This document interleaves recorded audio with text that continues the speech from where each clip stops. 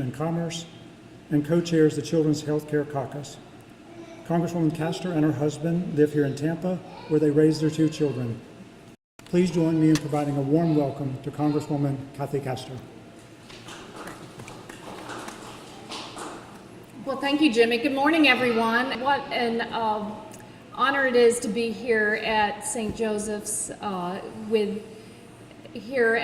the Thanksgiving season commences.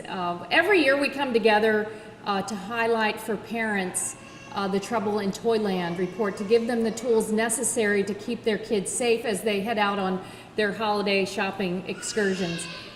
We couldn't do this last year because we were in the midst of the coronavirus pandemic. So I think it's important at the outset for us to take a moment and thank all of the frontline health workers here at St. Joseph's, at Baycare, and across the Tampa Bay area. They've helped us through the most difficult time in our lives, a time of uncertainty, a time when many people lost loved ones, when many of their loved ones were sick, many who lost jobs. We were faced with great uncertainty. So Dr. And Sarah and everyone here at St. Joseph's, we are grateful to you for everything that you have done day in and out to help keep our community safe, especially our kids. Last Thanksgiving was entirely different. We did not have a safe and effective vaccine. So much uncertainty. We had people with these various surges in the hospital. I just can't express enough how grateful we are, how thankful we are to all of the frontline health workers for getting us through it and to this point where we can again focus on some things that are a little more normal in our lives, and that's thinking about holiday shopping and having families come together. So we want to make sure that parents get the information that they need on toys, and this is a very helpful reminder. And I want to thank Susan McGrath with Florida, with FCAN and US PIRG, because every year they do the research for this report on dangerous toys. This report highlights a number of those dangerous toys that parents need to look out for that Susan's going to go into in greater detail. These are the choking hazards, the magnets, the scooters and bicycles where you need to be reminded that kids need to wear helmets. And then in this modern world, there are new threats to our kids' safety and welfare, and that's the online games and apps. And this is a particular concern for parents. Parents need to understand that when their children go online or they sign up for a new app, a lot of those apps will collect your personal private information. There have been toys that have taken pictures of households, that have taken recordings. A lot of them gather that personal private information, and parents need to know that they have the ability to turn off and on the privacy settings. They have the ability to control whether or not personal private data on their children is gathered. And this is such a concern now because many of these online apps are gathering the personal private information of our kids and selling that information. Hackers can get a hold of it. So this holiday season, parents, as you're buying those smart toys and you're allowing your kids to go online more often than ever, please look at the privacy settings and know that policymakers in Washington like me are looking to help parents control their personal privacy. Children should not be targeted with advertisements based upon their personal private information. They should not be allowed to sell the personal private information of our children. So these are kind of the Trouble in Toyland report has modernized as our online world has taken over. Parents need to understand, go through some of those personal private settings and protect the health of their kids. I often say if there was someone sitting outside of your child's window watching their every move, watching what they do, where they go, you would call the police. So it's very important for you to take your children's personal online privacy very seriously to protect them from online harms. But the everyday issues of the choking hazards, The loud toys, the ones that are counterfeit now coming from China and other places are at the fore. So I'm going to ask Susan McGrath from the Florida Consumer Action Network to come up and talk about our Trouble in Toyland 2021 report. Welcome, Susan.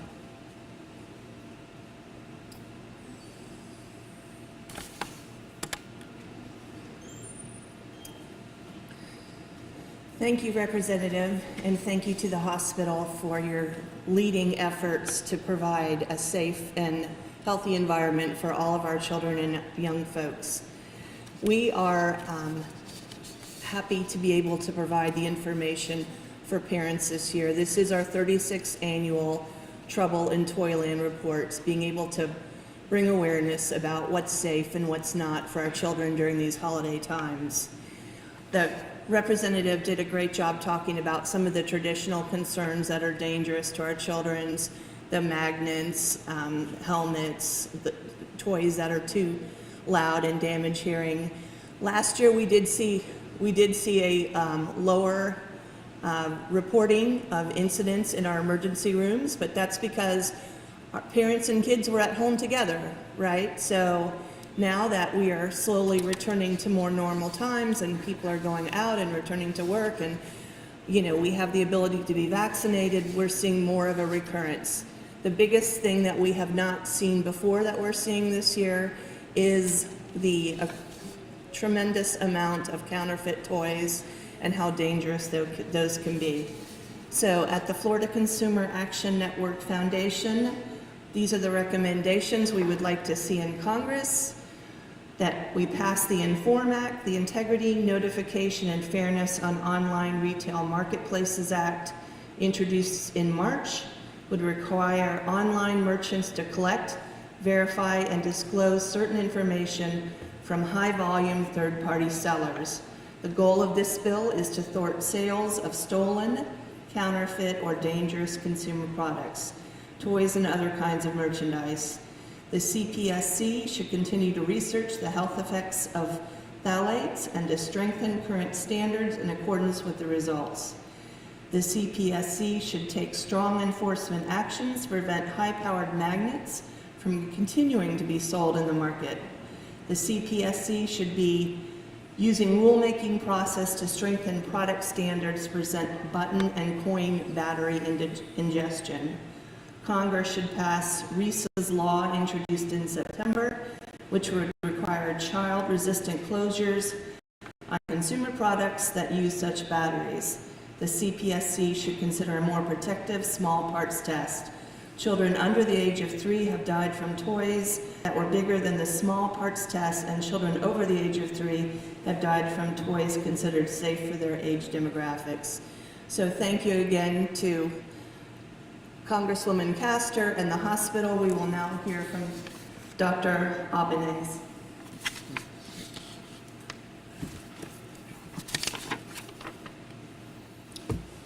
Thank you. So each year, the new toys that come out, they all kind of change, but we still have to look at the safety for each one of them. And some of them don't really change. One of the big ones that still is an issue are bike helmets. We still have lots of kids riding bikes without bike helmets, and we have a lot of injuries coming in from those. But it's not just bikes, it's also wearing the helmets when they are on scooters or when they are on hoverboards. We see a lot of injuries from hoverboards that are head injuries from kids losing their balance, falling back in their heads. The other big thing is with these toys, especially the counterfeit ones, they may not be quite as durable as some of the other toys. So we really worry about the counterfeit ones.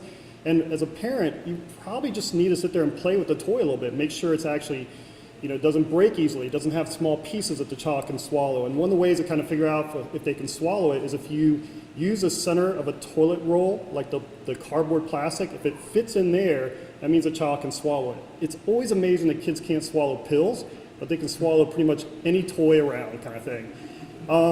So those are the main ones we're seeing. Magnets and batteries are probably our other biggest issue because those are really dangerous. The batteries, it starts to release the chemicals in it that start to break down the esophagus and the stomach, and it can kind of create holes through there that can become very dangerous. The magnets, when they're swallowed, they can go inside and attach onto two sides of the intestines and starts making a hole through the intestines. It also requires surgery. So especially toys that have small magnets, toys that have batteries, be really cautious that batteries can't fall out and that the child can't swallow those. And those are the main ones that we're seeing right now. So in Spanish. So en español, lo que estamos viendo más de todo son problemas que la gente no está poniéndose gorros para montar en las bicicletas a los niños y tienen que empezar temprano con los niños pequeñitos para que se acostumbren. Pero vemos muchos niños que se caen y se pegan la cabeza y no tienen la gorra puesta cuando están en una bicicleta o cuando están montados en un hoverboard o en un scooter. La otra cosa que vemos es problemas con las baterías, que tenemos muchos niños que se pueden comer las baterías o se pueden comer los imanes. Y los imanes y las baterías causan problemas con los intestinos y con el estómago porque a veces necesitan cirugía después para sacarlos. Entonces, esos son bien peligrosos. La otra cosa que estamos viendo es que hay muchos juguetes ahora que no son hechos por las personas, tú sabes, las compañías que son las buenas, son hechas en otros lugares como en China. Tienes muchos problemas porque tienen problemas que se parten más fácil, tienen problemas con los químicos con lo que hacen los juguetes. Y una de las cosas que deben hacer es cuando cogen esos juguetes, juegan con ellos un poquito, siendo padre, asegura que no se rompan y que no tengan problemas que tienen pedacitos que se le puedan romper, que los niños se pueden comer. La otra cosa es, para saber si los niños se pueden comer un juguete, pueden usar el centro del papel de baño, el cardboard, se me olvidó, pero el centro de la cosa del toilet del baño, y pueden usar eso. Si cabe ahí adentro, está del tamaño que pueden tomarlo y los niños se lo pueden comer.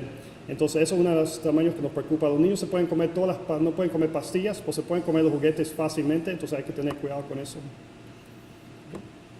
Good, we're happy to take any questions.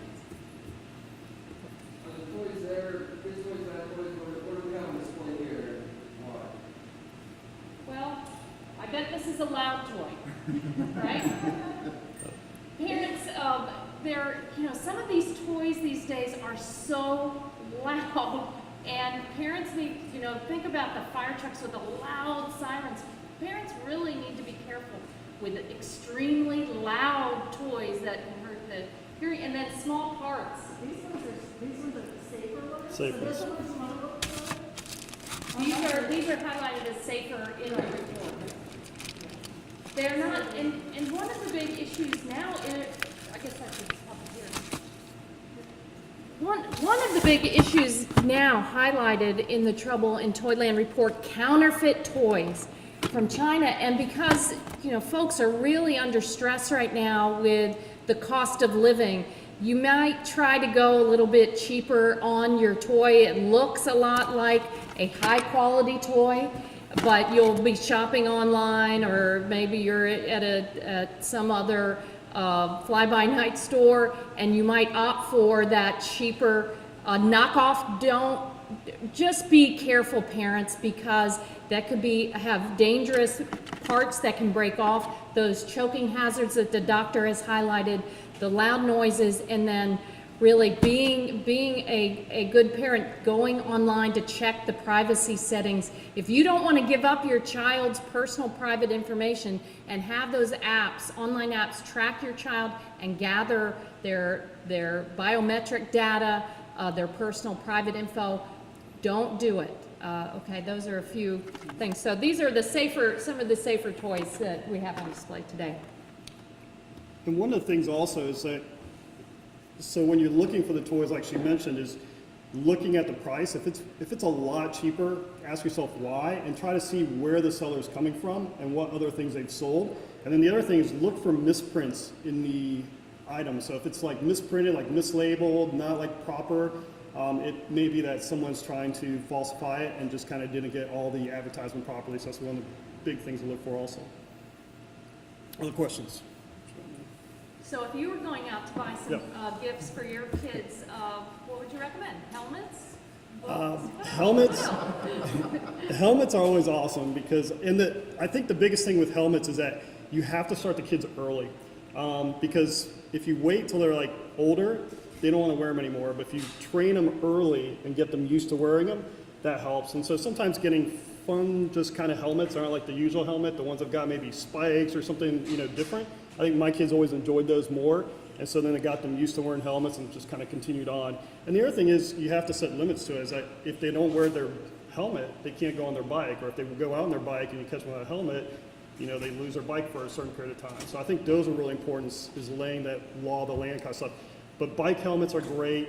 And I've had 4 kids, so we've had so many different toys over the years. So most of the toys are great. That's the great thing about them. We just have to be cautious of the ones we get. And like I said, really do some research on them, back them, just check them before you kind of give them to them.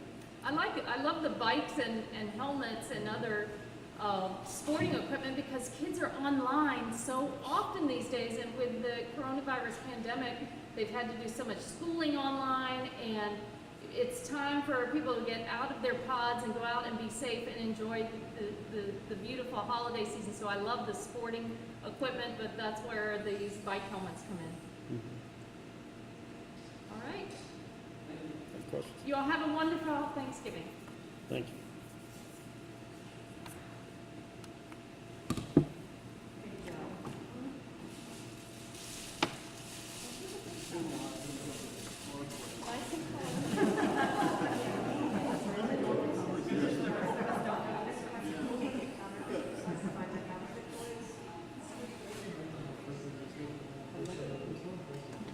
Oscar, what do you think about this one? What's that light blue with like full sunlight? It actually helps. Yeah. I mean, it's not going to combat it, It's not going to jump in like